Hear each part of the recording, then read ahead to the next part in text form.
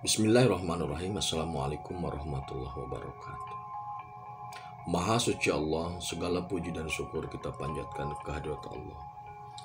Semoga kita selalu dalam bimbingan rahmat dan ridha Allah subhanahu wa ta'ala. Subhanallah walhamdulillah astagfirullah. Allahu akbar. Kita lanjutkan terkait dengan Imam Mahdi atau ASP.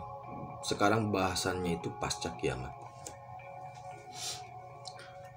Jadi begini saudaraku ya, penegakan agama tauhid itu bukanlah dengan sekonyong-konyong bendera berkibar, tidak seperti itu. Jadi logikanya itu jangan menggunakan logika urakan gitu loh. Jadi seolah-olah ketika ada Al-Mahdi kemudian bendera dikibarkan, pasukan berbaris siap berperang. Jangan menggunakan logika seperti itu. Itu logika kadaluarsa yang disusun oleh narasi-narasi yang bodoh. Tidak seperti itu.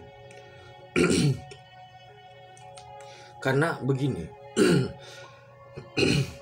keyakinan itu adanya dalam hati, tidak bisa diluruskan dengan pedang. Ya, kalaupun diluruskan dengan pedang, itu keyakinannya itu belum tentu bisa lurus. Itu pasti begitu. Jadi untuk meluruskan tauhid, untuk menegakkan tauhid itu tidak bisa menggunakan pedang, tetapi harus membangun kesadaran setiap orangnya. Nah, membangun kesadaran ini bukan dengan cara-cara urakan atau arogan seperti itu. Jadi membangun kesadaran itu polanya bukan begitu, bukan berbaris membawa pedang, bukan berbaris bawa bendera dan panji-panji hitam ataupun putih, bukan naik kuda putih. Nggak ada. Ada kuda di Monas itu, ada andong itu. Nah, jadi penegakan agama tauhid di sini maksudnya adalah tokoh Al-Mahdi atau Imam Mahdi ini setelah dilantik itu kemudian dia akan memimpin penegakan tauhid.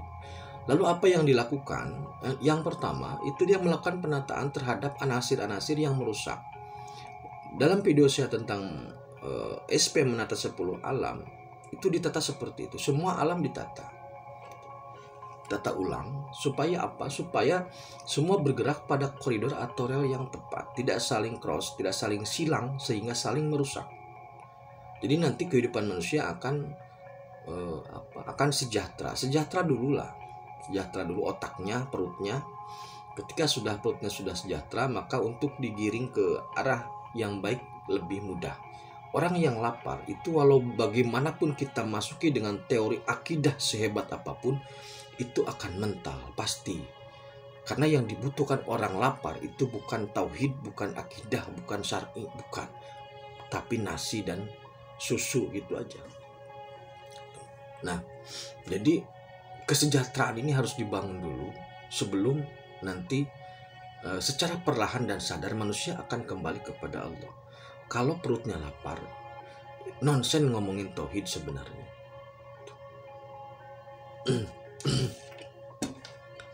Nah, jadi apakah yang akan digarap oleh seorang Imam Mahdi? Yang jelas adalah menggarap ekonomi, itu pasti. Menggarap ekonomi dulu untuk membangun kesejahteraan sebagai bentuk Rahman Rahimnya Allah. Ketika Allah sudah memperlihatkan Rahman Rahimnya, dan kemudian manusia yang menyadari bahwa itu adalah sebentuk kasih sayang Allah, tinggal pilihannya sederhana. Mau kembali kepada Allah atau bertauhid kepada Allah atau tidak. Itu saja. Nah, kemudian dari aspek spiritnya, tadi sudah saya sampaikan bahwasanya yang pertama, informasi langit itu up to date gitu loh. Jadi setiap waktu, setiap saat itu berubah. Mungkin saja ketika saya menaikkan video ini, itu ada info baru. Karena selalu berubahnya itu sangat cepat. Jadi seperti halnya manuvernya itu sangat tinggi, seperti F1 lah, seperti Formula 1. Nah, jadi setelah pasca kiamat, Imam Mahdi itu hanya ada satu orang. Maksudnya Imam Mahdi itu, SP itu orangnya itu juga. termasuk M1 itu juga.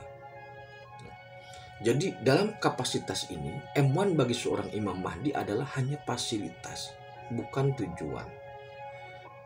Dalam artian apa? Dalam artian jika M1 ini adalah fasilitas, maka itu otomatis gitu.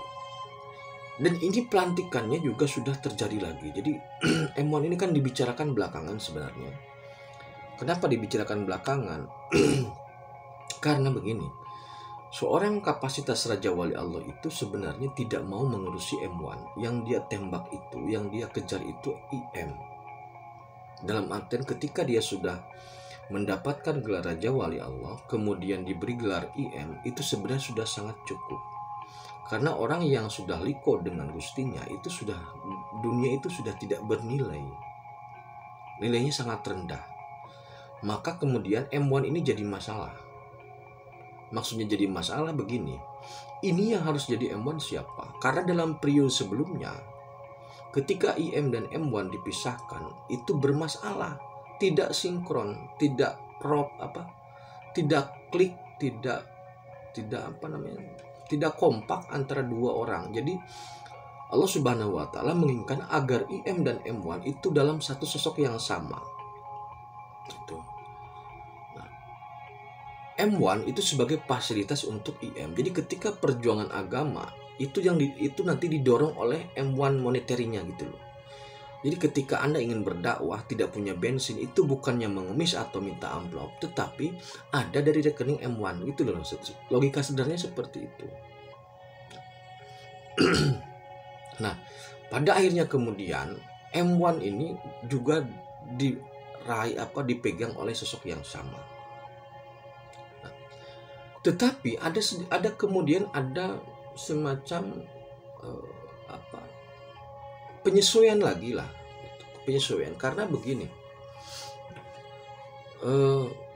pola gerak IM ini atau SP ini atau Raja Wali Allah ini itu memang pola geraknya terkait dengan kemanusiaan dari aspek non ekonominya gitu, dari aspek tauhidnya lah.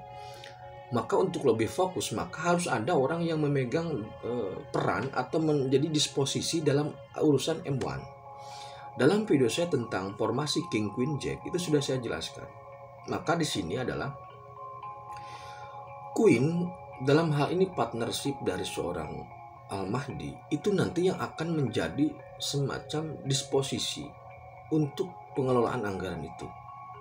Itu sudah direstui atau sudah di-ACC oleh langit langsung. Jadi ini urusannya tidak dengan makhluk ya. Jadi nanti polanya begini, M1 itu sebagai penguasa tunggal untuk Imam Mahdi, dan M1 itu satu orang. Imam Mahdi, SP, M1, Sangkinasi itu satu orang. Nah, M1 nanti akan didelegasikan atau disposisi kepada Queen atau partnershipnya, seperti halnya Pak Jokowi dengan Sri Mulyani lah. Gambaran sederhana lah untuk saat ini begitu ya. Kalau nanti nggak tahu saya. Nah, jadi SP atau Al-Mahdi itu sebagai kuasa pengguna anggaran. Nah, Queen sebagai partnership SP ini adalah sebagai kuasa pengelola anggaran. Gitu loh. Jadi yang menggunakan itu mutlak tetap ada di tangan seorang Al-Mahdi atau SP, sedangkan yang mengelola, tata kelolanya itu oleh Queen. Jadi kesepakatan langit yang terakhir itu seperti itu. Jadi ini bukan kesepakatan di Amerika ya, ini bukan kelas dunia sebenarnya. Jadi kesepakatan langit yang terakhir itu seperti itu. Kenapa Queen mau menerima sebagai penguasa pengelola anggaran? Karena kalau dilepaskan kepada orang lain, kepada sosok yang lain, ada kemungkinan ada peluang rusak. Allah Subhanahu wa taala tidak mau. Belajar dari sebelumnya rusak. Di M1 sebelumnya rusak. Nah, jadi karena ini jadi pelantikannya sudah ya. Ini sudah dikunci di langit sebenarnya. Di Darussalam sudah dikunci. Jadi di Darussalam itu adalah surga di samping Ars. Jadi Ars itu adalah tempat jamuan untuk hamba yang sangat mulia. Kemudian di sampingnya ada semacam hotel lah, yaitu surga Darussalam. Ini sudah ditetapkan di Darussalam. Bukan di Jakarta, bukan di Solo, bukan di Bandung, bukan di Nusantara. Ini di Darussalam. Di Ars langit level 10. Jadi IM, M1, Satrio Piningit, Sang Kinasih, orangnya adalah itu. Satu saja. Tidak dipisah-pisah. Oleh karena itu, kepada orang-orang yang masih mengklaim menjadi Imam Mahdi, ini orang Timur Tengah ini sangat nyosor pengen jadi IM, padahal di langit kosong. Orang Timur Tengah itu spiritnya nol. Nggak ada. Orang Timur Tengah spiritnya nol, tidak ada, kosong. Dicek di langit, nama-nama besar yang digadang sebagai IM nol. Saya berani tanding nol. Spiritnya nol, nggak ada. Kalau saya sendiri itu sudah sampai langit 2, langit-langit mentok tidur lagi. Jadi IM sudah dikunci oleh Allah. IM, nah, orang Amerika pun M1 sudah tidak lagi bisa untuk mengejar jabatan itu karena sudah dikunci. IM, M1, SP, Sang Kinasih, Raja Wali Allah semua sudah dikunci di langit 10, di Ars, di surga Darussalam. Sudah dikunci, tidak ada lagi pihak yang berani mengotak-atik baik dari spirit apalagi fisik terkait dengan hal ini. Itu sudah dikunci di Darussalam, di Ars, di Mes 10 beberapa hari yang lalu. Jadi kesepakatan seperti itu. Raja Wali Allah fokus kepada imam, kepada tugas Al-Mahdi, sedangkan Queen fokus kepada tugas M1. Walaupun sebenarnya M1 itu tetap dalam kuasa Al-Mahdi. M1 itu tetap dalam kuasa Raja Wali, tetapi didelegasikan kepada Queen agar pengelolaan anggaran lebih tertata. Fokusnya seperti itu. Itu hasil rapat langit terakhir, bukan dokumen yang beredar 700 tahun yang lalu.